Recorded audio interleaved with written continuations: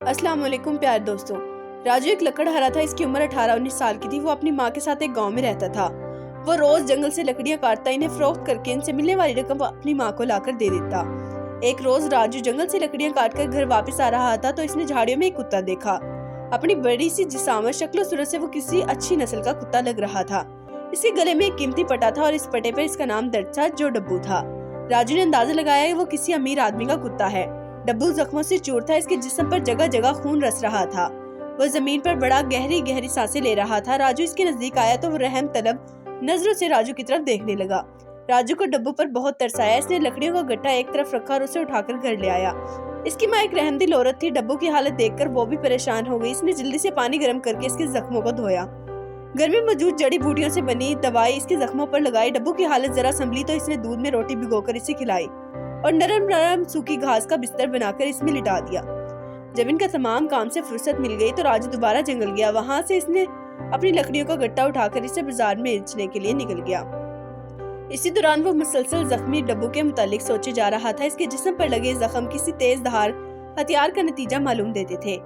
वो हैरान था कि इस बेजुबान पर किसने इतना जुल्म किया होगा। इसकी लकड़ियां अच्छे दामों फरोख्त हो गई थी।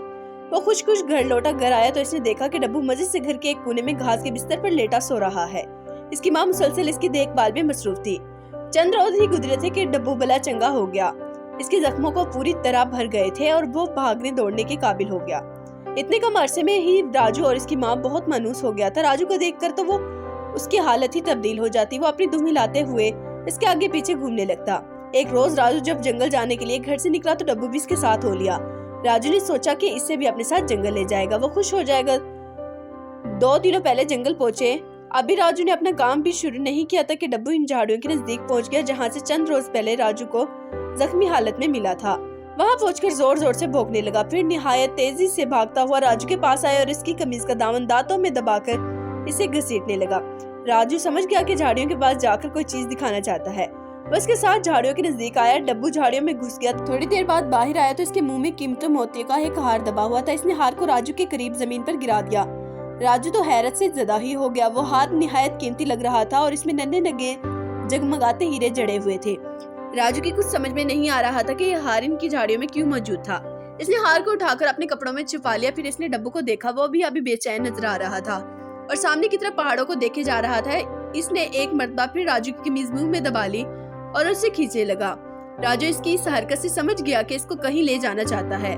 इसने कहा, ठीक है, मैं तुम्हारे साथ चलता हूँ। डब्बू ने इसे अपने साथ ले लिया और पहाड़ों की जानिब चल पड़ा। वो जमीन पर कुछ सूंघ भी जा रहा था। पहाड़ों के नजदीक पहुंचे तो वहाँ इसके दामन में दूर तक बड़े बड़े दरख्त नजर आए। डब्बू से लेकर इन दरख्तों के झुंड में दाखिल हुआ। अभी वो लोग कुछ ही दूर गए होंगे कि राजू को एक बड़ी सी पुख्ता इमारत नजर आई। वो इमारत बाहर से नजर नहीं आती थी क्योंकि इसे दरख्तों ने घेर रखा था। इमारत देखकर राजू को बहुत हैरत हुई। वो डब्बू के साथ झाड़ियों में दुबक कर बैठ गया और इमारत के आसपास का जायजा लेने लगा। इस इमारत के बाहर से चंद लोग नजर आए। इनकी शक्लें काफी खतरनाक थी। इनके म्यानों में तलवारें नजर आ रही थी। इन लोगों को देखकर डब्बू एक मर्तबा फिर बेचैन हो गया और आगे बढ़ने की कोशिश करने लगा। राजू ने उसे बड़ी मुश्किल से काबू में किया और धीरे से बोला, ये लोग तो मुझे डाकू लगते हैं। अगर उन्होंने हमें देख लिया तो हमें मार डालेंगे। हमें जोश की नहीं, होश की जरूरत है। ये कहकर इसने डब्बू के गले में बंधे हुए पट्टे को पकड़ा और वापस लेकर मुड़ गया। वहां से वापस आकर इसने अपना काम शुरू कर दिया। दोपहर डलते ही इसने बहुत सी लकड़ियां काट ली थी। आज इसने जल्दी वापसी का सोचा था, इसलिए इसने लकड़ियों का एक जगह बांधा और इन्हें उठाकर चल पड़ा। बाजार में आकर इसने जल्दी जल्दी इन लकड़ियों को फरोख्त किया और फिर घर आ गया।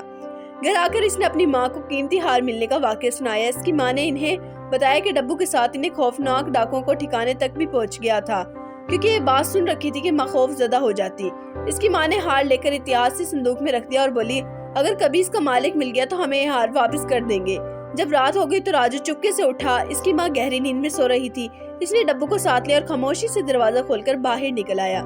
बाहर निकला तो हर तरफ सन्नाटा था। सब लोग मजे मजे से अपने घरों में बिस्तरों में दुबके ख्वाब खरोश की जिंदगी ले रहे थे। इसने नीचे बैठकर डब्बू से कहा, हम लोग एक खतरनाक मुहिम पर जा रहे हैं। तुम वहाँ पर बिल्कुल शोर मत करना, वरना हम दोनों ही मारे जाएंगे।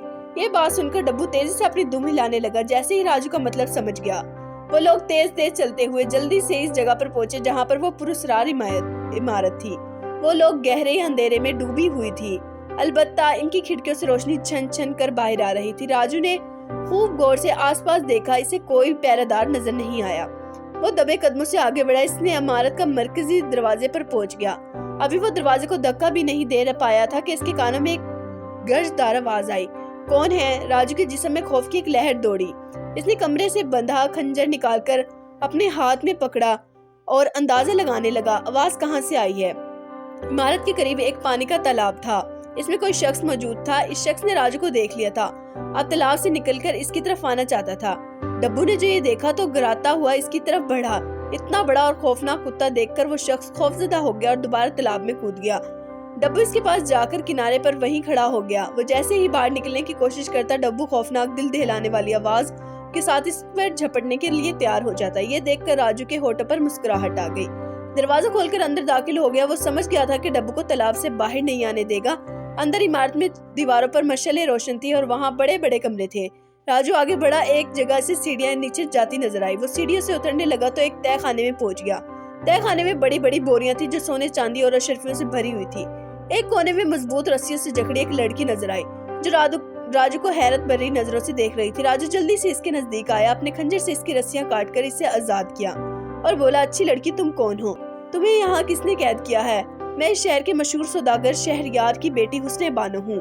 चंद रोज पहले मैं अपने अब्बा जान के साथ दूसरे शहर से आ रही थी कि रास्ते में डाकू ने हमारे काफिले पर धावा बोल दिया, लूट मार शुरू कर दी। मेरे गले में हीरे जवाहरात का एक कीमती हार था। मैंने उसे उतार कर झाड़ियों में छुपा दिया ताकि वो इसे ना ले सके। हमारा सारा असबाब अपने कब्जे में ले लिया। उन्होंने मुझे भी पकड़ लिया और मेरे साथ यहाँ ले आए। मेरे वफादार डब्बू ने बड़ी बहादुरी से इनका मुकाबला किया, मगर इन जालिमों ने उसे खंजरों के वार से आधमुहा कर दिया। जाने अब वो कहाँ होगा, पता नहीं जिंदा भी है या मर गया। डाकू का सरदार मुझसे शादी करने के लिए इसरार कर रहा है। मेरे इनकार करने पर गुस्से में आकर मुझे इस तहखाने में कैद कर दिया। मगर नौजवान, तुम इस जगह तक कैसे पहुंचे? मेरा नाम राजू है, मैं एक लकड़हारा हूँ। यहाँ तक मुझे तुम्हारा डब्बू ही लेकर आया है। मैंने इसे झाड़ियों में जख्मी हालत में देखा था और अपने घर ले आया। मेरी माँ ने उसके जख्मों पर दवा लगाई, अब वो बिल्कुल ठीक है। ये डाकू अब कहाँ है? लड़की यह सुनकर बहुत खुश थी कि इसका वफादार डब्बू जिंदा है। इसने कहा, डाकू हर रोज रात को लूट मार करने के लिए चले जाते हैं और सुबह होने से पहले वापस आ जाते हैं। इनका एक साथी यहाँ निगरानी के लिए मौजूद रहता है। अब जल्दी से यहाँ से निकलने का सोचो, ऐसा न हो जाए कि वो आ जाएं। इसकी फिक्र मत करो, तुम्हारा डब्बू से तालाब में से निकलने ही नहीं दे रहा। मेरा ख्याल है हमें यहाँ एक आध घंटा घोड़ा जरूर मौजूद होगा। हमें यहाँ से निकलकर कोतवाल को इत्तला देना पड़ेगी ताकि वो अपने सिपाहियों की मदद से इन जालिम डाकुओं को गिरफ्तार कर ले। वो दोनों तहखाने से बाहर आए। इमारत की पिछली तरफ एक अस्तबल था जिसमें एक घोड़ा बंधा हुआ था। राजू ने जल्दी से इसकी जैन से किसी और हुस्ने बानो को इस पर बिठाया और घोड़े की एड़ियां लगा दी। घोड़ा ताजा दम था, इसलिए हवा से बातें करने लगा। उसने बानो के बताए हुए रास्ते पर चलता हुआ वो जल्दी इसके घर पहुंच गया। शहर बानो, सौदागर और उसकी बीवी ने अपनी बेटी को जिंदा सलामत देखा तो उनका खुशी से बुरा हाल हो गया। उन्होंने उसने बानो को गले लगाया और राजू का शुक्रिया अदा किया। उसने बानो ने जल्दी उन्हें पूरी कहानी सुना दी। राजू ने कहा, जनाब, हमें देर नहीं करना चाहिए। कोतवाल और सिपाहियों को लेकर फौरन डाकुओं के अड्डे पर पहुंचना चाहिए ताकि उन्हें गिरफ्तार किया जा सके। कोतवाल जो था वो शहरयार सौदागर का दोस्त था। शहरयार सौदागर इसी वक्त राजू को लेकर कोतवाल के घर पहुंचा और पूरा वाकया सुनाया। इन्होंने डाकू के हर तरफ से लूट मचा रखी थी। तमाम लोग इनसे तंग थे। कोतवाल भी चाहता था कि इन्हें गिरफ्तार करके जेल में डाल दे, मगर वो पकड़ में ही नहीं आ रहे थे। शहरयार सौदागर की कहानी सुनकर इसने बहुत से सिपाहियों को तैयार किया और राजू के साथ डाकू के ठिकाने पर पहुंच गया। डब्बू भी अभी तक डाकू के साथी को तालाब से निकलने नहीं दे रहा था। वो जैसे ही बाहर निकलता वो इस पर झपट पड़ता। डाकू का साथी मारे डर के दोबारा पानी में ही कूद जाता। राजू इन्हें लेकर पहले तालाब पर पहुंचा। सिपाहियों को देखकर डाकू के साथी ने पानी में डुबकी लगाकर इन्हें बचाना चाहा, मगर कब तक। जल्दी से सांस लेने के लिए ऊपर आना पड़ा। एक सिपाही ने कमान से तीर चढ़ा और निशाना लेकर, अगर जिंदगी अजीज है तो बाहर आ जाओ, वरना तीरों से छलनी कर दूंगा। डाकू का साथी खौफ से लड़ता हुआ बाहर निकला और सिपाहियों ने इसे गिरफ्तार कर लिया। कोतवाल ने अपने सिपाहियों को इधर उधर छुपा दिया और डाकू की वापसी का इंतजार करने लगा। सुबह होने वाली थी। ज्यादा देर नहीं गुजरी थी कि उसके कानों में घोड़ों की टापों की आवाज आने लगी। सब होशियार हो गए। जल्दी डाकू वहां पहुंच गए। इन सब ने जोरदार कहका लगाया, आज तो हमारे हाथ बहुत माल लगा है। मैं बहुत खुश हूँ। हमारी दौलत में रोज बरोज इजाफा होता जा रहा है। इसके साथ ही घोड़ों पर लदे लूट मार के सामान के थैले उतारते और मसरूफ थे। कोतवाल को इशारा पाते ही तमाम सिपाही और तलवारों हाथ में लेकर इन पर टूट पड़े। जल्द ही इन्हें काबू कर लिया। सारे डाकू जमीन पर बंधे पड़े थे और खौफ भरी नजरों से कोतवाल और सिपाहियों को देख रहे थे। तुम लोग अब इन मासूम लोगों पर जुल्म सितम करने का बदला मिलेगा। काजी साहब तुम्हें कड़ी से कड़ी सजा देंगे। यह सुनकर बहुत खुश हुआ। राजू ने भी सबका शुक्रिया अदा किया और सब हंसने लगे।